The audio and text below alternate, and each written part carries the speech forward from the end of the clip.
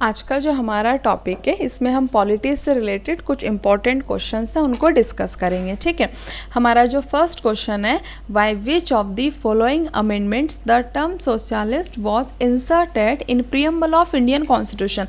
बहुत ही basic question है, आपसे पूछ रहा है जो आपकी टर्म समाजवाद यानी कि सोशलिस्ट है, इसको भारतीय संविधान की प्रस्तावना में कब जोड़ा गया, किस अमेंडमेंट के अकॉर्डिंग जोड़ा गया। ठीक है, देखो सबसे पहली चीज़ तो इस क्वेश्चन में यही हो जाती है कि प्रियम्बल यानी कि प्रस्तावना एग्जैक्ट, और इसको हिंदी में कहें तो उद्देशिका से रिलेटेड इंडियन कॉन्स्टिट्यूशन में एक ही अमेंडमेंट है, 42nd कॉन्स्टिट्यूशन अमेंडमेंट 1976, जिसके अकॉर्डिंग प्रियम्बल में 3 शब्द जोड़े गए थे, सोशलिस्ट यानी कि समाजवाद, इंटेग्रिटी यानी कि अखंडता, और हमारा सेक्युलर। ठीक, सेकेंड क्वेश्चन की अगर हम बात करें तो who among the following can remove the governor of state office. ठीक है, क्वेश्चन में आपसे डायरेक्ट पूछ रहा है कि अगर हम राज्यपाल की बात करें तो राज्यपाल को उसके कार्यालय से, ऑफिस से कौन रिमूव कर सकता है। ठीक है, गवर्नर का, राज्यपाल का भारत में अपॉइंटमेंट किया जाता है, और अपॉइंटमेंट अगर आपको ध्यान हो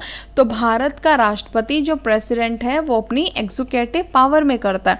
इस एग्जीक्यूटिव पावर के अकॉर्डिंग ही अगर राष्ट्रपति चाहे तो वह उसका रिमूवल भी कर सकता है, टर्म कंडीशन है इसमें। ठीक है, तो जो हमारा सेकंड क्वेश्चन है इसका जो डायरेक्ट आंसर होगा आपका वो ये है कि राज्यपाल को इस अपने कार्यालय ऑफिस से कौन रिमूव कर सकता है, तो उसको राष्ट्रपति ही रिमूव कर सकता है। ठीक, थर्ड क्वेश्चन है, विच अमंग द फॉलोइंग लैंग्वेज, निम्न में से कौन सी भाषा इज नॉट, अगर क्वेश्चन में नोट वगैरह अगर लिखा हुआ है तो उसको बहुत ही आप ध्यान से उस पर फोकस करें, फिर आप एग्ज़ाम वगैरह में अगर देखोगे तो पूरा क्वेश्चन हो जाता है, फिर आप आकर देखते हो कि उसे आपने नोट पे ध्यान नहीं दिया था, फिर वो ख़राब हो जाता है। ठीक है, तो उस पर फोकस करेंगे।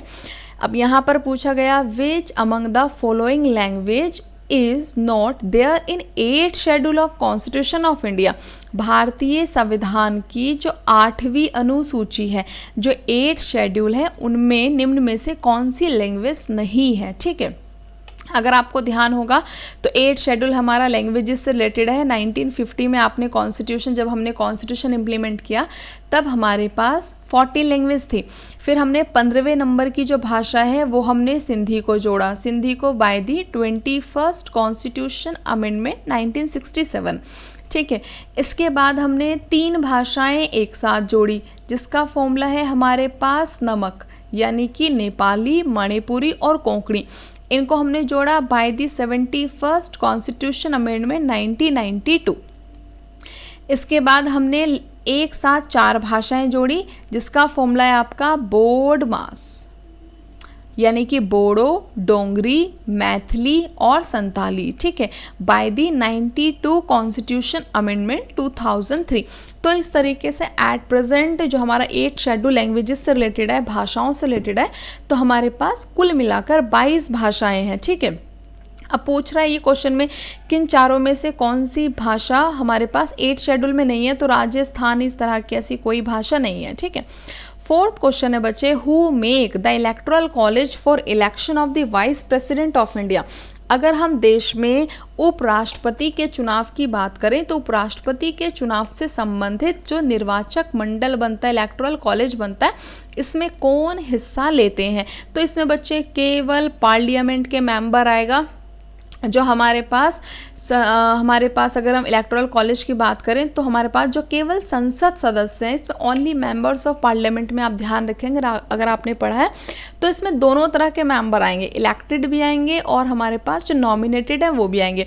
स्टेट असेंबलीज या फिर स्टेट काउंसिल, यूनियन टेरिटरी से वाइस प्रेसिडेंट इलेक्शन में कोई भी पार्ट नहीं करता। ठीक है, अब अगर हम नेक्स्ट क्वेश्चन की बात करें तो अंडर आर्टिकल 368 आर्टिकल जो आपको पता ही होगा अमेंडमेंट का आर्टिकल है, under article 368 the Indian constitution provide method of amendment, लिखा भी है इसमें, methods of amendment of different portions for the of the constitution. यहाँ पर बच्चे ये आपसे क्वेश्चन में पूछ रहा है कि भारत के संविधान का जो संशोधन का आर्टिकल अनुच्छेद है 368, तो इसमें कितनी प्रकार से प्रणाली है, मेथड है कॉन्स्टिट्यूशन में अमेंडमेंट करने की। तो यहाँ पर हमारे पास 3 तरह की प्रणाली है, ठीक है। थोड़ा सा इसको आपको समझना ही होगा। 3 तरह का यहाँ पर 3 टाइप ऑफ मेथड है। एक आपका सिंपल मेजोरिटी से हो जाता है, एक दूसरा सिंपल मेजोरिटीज़ और इसमें आपकी कुछ कंडीशंस में जो स्पेशल मेजोरिटीज़ है वो भी चाहिए होती है। दूसरा आपकी सिंपल मेजोरिटी और जो स्टेट्स असेंबली है इनका एक तरीके से यहाँ पर इनका रेजोल्यूशन चाहिए होता है और उसके बाद कॉन्स्टिट्यूशन में अमेंडमेंट हो जाता है। जैसे एक स्पेशल कंडीशन है जैसे आपका जीएसटी है, ठीक है, जीएसटी जो आपका रिसेंट बिल पास हुआ। इसके बाद बच्चे नेक्स्ट क्वेश्चन है, बेसिक क्वेश्चन है, who among the following was the constitutional adviser of constituent assembly.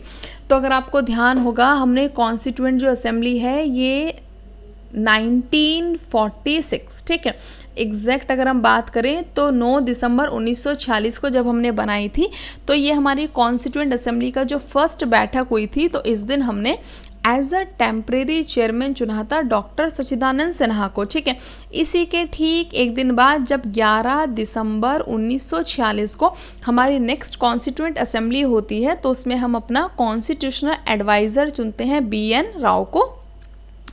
और इसी डेट में हमने जो परमानेंट चेयरमैन बनाया था वो बनाया था राजेंद्र प्रसाद को और वाइस चेयरमैन हमने बनाया था SC मुखर्जी को, ठीक। हमारा नेक्स्ट क्वेश्चन है, Who among the following article deals with the rights of citizenship of certain person of Indian origin residing outside of India? अगर हम डायरेक्ट बात करें तो ये आपसे क्वेश्चन पूछ रहा है कि निम्न में से कौन सा जो हमारा आर्टिकल है वो NRI से रिलेटेड है, ठीक है। अगर यहाँ पर हम NRI की बात करें कि जो हमारा कौन सा यहाँ पर आर्टिकल है जिसमें हम NRI जो टर्म है उसको एक्सप्लेन कर सकते हैं, तो यहाँ पर हमारा 8 आर्टिकल है, वह भारतीय जो इंडियन ओरिजिन है यानी कि भारत के नागरिक हैं और आउटसाइड यानी कि भारत से बाहर रहते हैं, ठीक है, भारत से बाहर रहते हैं, किस आर्टिकल में आएगा, तो आपका जो 8 आर्टिकल है वो इसी से रिलेटेड है। इसके अलावा बच्चे आप ध्यान रख सकते हो जो आपका 8 शेड्यूल है या फिर हमारा जो ये 8 आर्टिकल है जिसमें हमारे पास NRI आएगा, तो इसमें आप ऐड कर सकते हो एक हमारे पास NRI डे भी एक टर्म है, ठीक है। जो NRI डे है हमारा ये हम गांधी जी की याद में मनाते हैं और इसको हमने 2003 से भारत सरकार ने स्टार्ट किया। जो आपका आंसर होता है फर्स्ट वीक ऑफ जनवरी का हो या एग्जैक्ट 7 to 9 जनवरी का हो, ये एक महोत्सव है जो हर साल इसकी डेट जो है वो फ्लक्चुएट होती रहती है, ठीक। इसके बाद हमारा नेक्स्ट क्वेश्चन है, who moved the historic objective resolution, यानी कि जो उद्देश्य प्रस्ताव है इसको 13 दिसंबर 1946 में कॉन्स्टिट्यूएंट असेंबली में किसने रखा, तो जवाहरलाल नेहरू के द्वारा इसको रखा गया था, जिसको कॉन्स्टिट्यूएंट असेंबली ने 22 यानी कि 22 जनवरी और 1947 में एक्सेप्ट भी कर लिया था, ठीक है। नेक्स्ट है आपका a bill for the creation of new state in India is required to be passed in parliament. तो इंडियन कॉन्स्टिट्यूशन की बच्चे जो फ्लेक्सिबिलिटी है वो इसी से रिलेटेड है कि भारत के संविधान में राज्य का निर्माण हो जाता है एक सिंपल मेजॉरिटी से हो जाता है और उसका अमेंडमेंट नहीं होता। तो इसका आंसर हमारा ए है कि भारत के संविधान में एक नए राज्य का निर्माण संसद को बनाने के लिए, ऐसा बिल पास करने के लिए किसकी आवश्यकता है, 2/3 मेजोरिटी। 2/3 नहीं, बिल्कुल नहीं, इसका सिंपल आंसर है सिंपल मेजोरिटी। नेक्स्ट क्वेश्चन है आपका, which of the following rates can be issued against a private individual.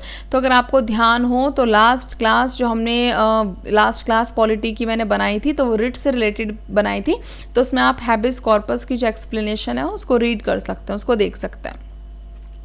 Next है, in which house the amendments to the constitution of India can be initiated. संविधान में संशोधन करने का जो प्रस्ताव है, जो एक तरीके से संविधान में संशोधन करने का एक रेजोल्यूशन है, प्रस्ताव है, ये कौन ला सकता है? क्या केवल लोकसभा ला सकती है? बहुत ही अच्छा क्वेश्चन है। राज्यसभा ओनली इन स्टेट नहीं, इसमें आएगा आपका संसद का कोई भी सदन ऐसा प्रस्ताव ला सकता है, लोकसभा भी ला सकती है और राज्यसभा भी ला सकती है, ठीक। इसके बाद हमारा नेक्स्ट क्वेश्चन है, who can appoint any member of Lok Sabha to preside over its proceeding when the office of both the speaker and the deputy speaker fall vacant.